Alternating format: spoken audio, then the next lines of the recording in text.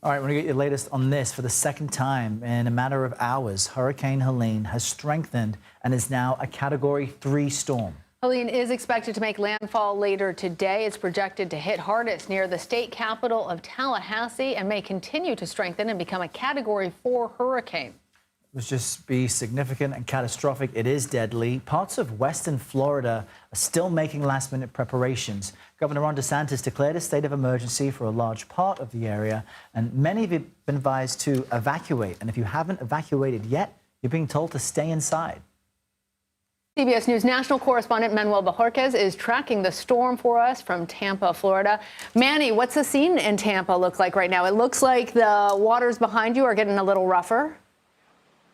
Yeah, they definitely are. They've been choppy all morning as we've been seeing the outer bands of Hurricane Helene move through this area. The big concern here is the population size, the greater Tampa area, and the fact that 5 to 8 feet of storm surge is projected as we reach the height of the storm. That could be this evening into tonight. Right now, there are still people coming out here to look. You can see, take pictures and get splashed around by the water.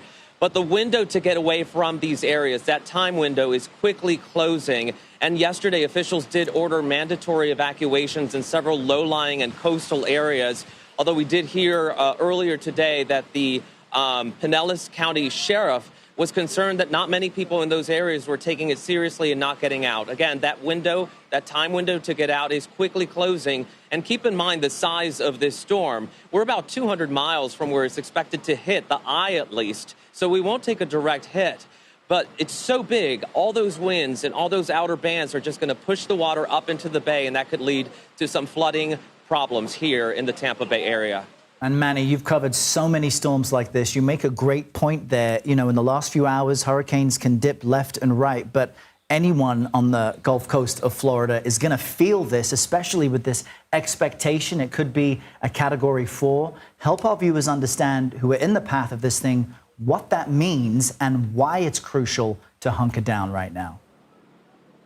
Yeah, a few points. Tallahassee may get its first big hurricane in its recorded history, and the big concern there is those winds. If they're about 120 or just even below that miles per hour, well, you think about that large tree canopy over that city. Those trees are old. They could come down, leading to power outages and hopefully not deaths, but that is what we see with these storms. But another point to make here is we talk about the intensity of the storm and the wind speed, but the National Hurricane Center has always impressed upon us as reporters to remind people that the biggest killer is actually the water. And that's why they want people to pay attention to these storm surge projections, to these evacuations, and get out of harm's way before anything happens. So we're hoping that people really do heed those warnings. A really important reminder, Manny. And we're just looking at the radar, the projections, talking about Tampa. Obviously, Florida residents understand extreme weather. They understand hurricane risks. What are you seeing? What are you hearing from people there in terms of how they're perceiving Helene? You know, we've seen people in the last couple of days getting sandbags to put around their homes and their properties. We saw that today a lot of businesses decided to shutter and put up these walls around that are designed to keep the storm surge out. So overall, things are slowing down, things are shutting down. But in those coastal areas where people have decided to stay, there will be a point where if you need to be rescued, they can't get to you. And that's why these final hours before we see those major impacts are so crucial.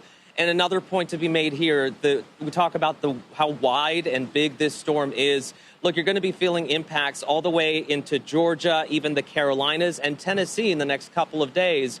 Those impacts could even bring tornadoes to some of those areas, flash flooding as well. And imagine the travel situation. So many airports, including Atlanta's major airport there, could face disruptions as the storm continues to move north.